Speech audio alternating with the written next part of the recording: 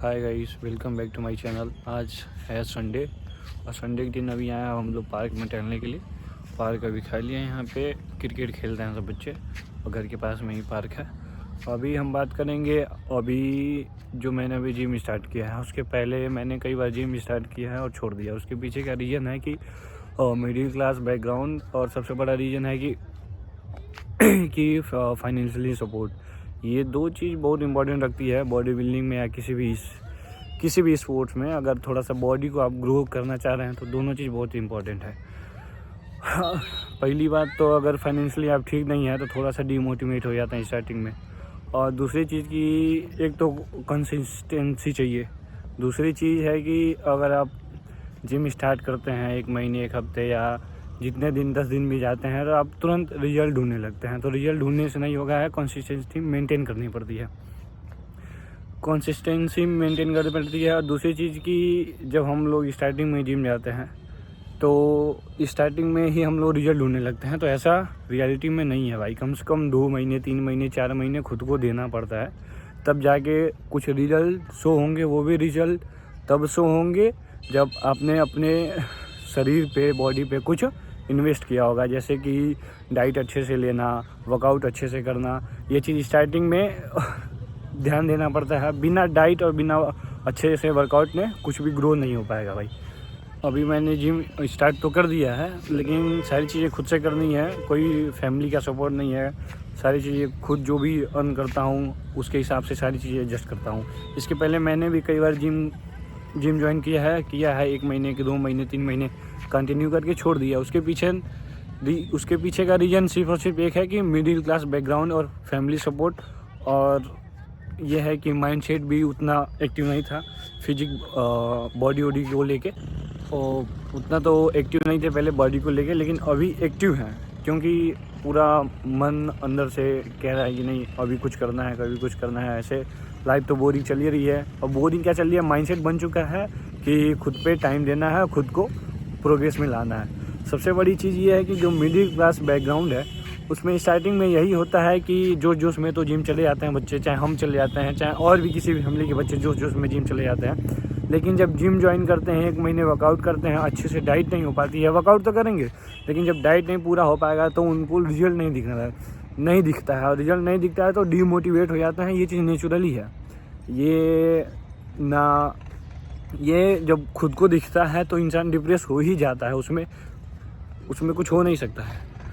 तो स्टार्टिंग में हमको करना ये है कि कंसिस्टेंसी मेंटेन करके रखनी है। और रही बात दूसरी चीज़ की, अगर फाइनेंशियली आपको सपोर्ट नहीं है तो बिना अच्छी डाइट लिए, बिना 2 टाइम 3 टाइम 4 टाइम खाना खाए हुए या डाइट लिए हुए, अगर अच्छे से डाइट नहीं ले रहे हैं तो आपका वर्कआउट करने का कोई मतलब नहीं है, क्योंकि मसल रिकवरी नहीं होगी तो रिजल्ट ही नहीं शो करेगा। तो मिडिल क्लास फैमिली में यही होता है कि वर्कआउट तो बच्चे जोश में बहुत अच्छे से करते हैं, लेकिन जब बात आती है कि डाइट लेने वाली बात तो वहाँ पे नहीं हो पाता है, उनका मसल रिकवर नहीं हो पाता है, डाइट पूरी नहीं हो पाती, इसीलिए उनको रिजल्ट नहीं दिखता है तो वो डाइट नहीं मिलता है तो वर्कआउट छोड़ देते हैं या डिप्रेस हो जाते हैं या उतना एक्टिव नहीं रहते हैं अपनी फिजिक को लेके, तो वहीं पे उनका कहानी ख़त्म हो जाता है। लेकिन उसमें एक चीज़ ये करनी होगी कि कंसिस्टेंसी मेंटेन करके रखना ही पड़ेगा।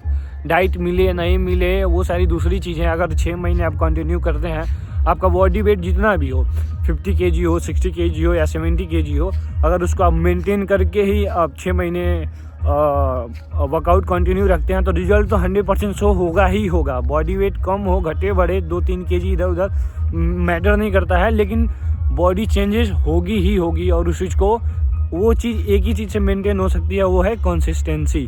बिना कंसिस्टेंसी के कोई भी चीज़ मेंटेन नहीं हो पाएगी। उसके बाद से अगर 6 महीने बाद से अगर आपकी फाइनेंशियली कुछ सपोर्ट मिल पाता है, तब दिन जाके 6 महीने 8 महीने बाद से अगर डाइट अच्छा लेते हैं, तब जाके थोड़ा बहुत यानी कि 20-30% रिजल्ट आपको दिखेगा, जिसमें आपकी बॉडी ग्रो करती हुई दिखेगी। और उस 6 महीने 8 महीने देने के बाद से अगर रिजल्ट शो होता है तो आपका कॉन्फिडेंस बिल्ड होता है, तब जाके आप और इंटरेस्ट लेते हैं वर्कआउट करने में। तो भाई लोग, अभी आपने जैसा कि देखा कि वीडियो में हम बात कर रहे हैं कि कंसिस्टेंसी मेंटेन करके रखनी पड़ेगी। रिजल्ट शो करे नहीं शो करे, 6 महीने तक तो आप रिजल्ट की एक्सपेक्टेशन मत रखिए कि बॉडी में कुछ रिजल्ट शो होंगी अगर आप अच्छे से डाइट लेंगे और अच्छे से वर्कआउट करेंगे। वर्कआउट करिए, 20-30% वर्कआउट करिए, बॉडी को उतना ही तोड़िए जितना कि आप रिकवर कर सकें। अगर आप रिकवर ही नहीं कर पा रहे हैं तो वर्कआउट ज़्यादा हैवी मत करिए, अपने डाइट के अकॉर्डिंग वर्कआउट रखिए। अगर डाइट हैवी ले रहे हैं तब जाके वर्कआउट अच्छा खासा करिए, और मेन फोकस है कि डाइट पे ही फोकस रहे। वर्कआउट तो थोड़ा बहुत भी करेंगे तो एडजस्ट हो जाएगा, लेकिन अगर डाइट आपका पूरा नहीं मिल पाता है रिकवर नहीं हो पाएगा।